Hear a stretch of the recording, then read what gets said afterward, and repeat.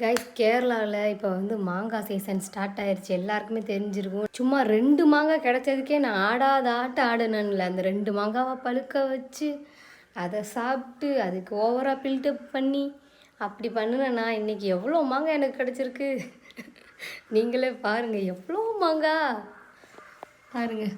அது மூணு variety of மாங்காய் நீட்டு இருக்குது. இது வேறு மரம், பெரிய சைஸ். இது வேறு மரம், இதுவும் வேறு மரம். எல்லாத்துக்கும் வேறு வேறு பேர் இருக்கும். அதெல்லாம் நம்மளுக்கு தெரியாது. மொத்தத்தில் நம்மளுக்கு மாங்காய் அவ்வளோதான். எல்லாத்தையுமே நீங்கள் சொன்ன ஐடியா படி நான் வந்து வக்கீல் போட்டு அட்டைப்பட்டியில் வச்சு பழுக்க வைக்க போகிறேன். இது எல்லாத்தையுமே மரத்துலேருந்து பறித்து தான் கடையிலையே பழுக்க வச்சு விற்கிறாங்க.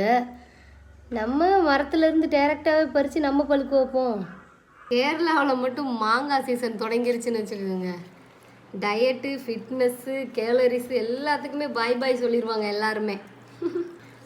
செம்ம ஜூஸியாக இருக்கு போங்க. உப்பு, மிளகாப்பொடி, வினிகரு, அதுக்கப்புறம் எல்லாம் போட்டு வச்சுருக்காங்க. பார்க்கும்போதே வாய் ஊறுதுல.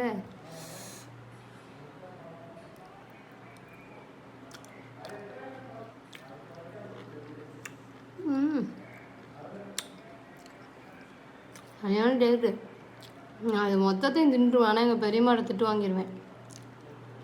தாலி கலையில் இன்னும் கைஸ் கிடச்சிருச்சே.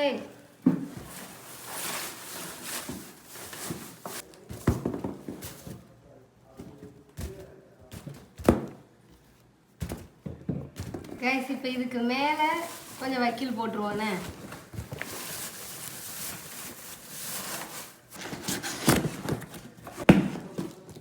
அடைச்சி வச்சாச்சு.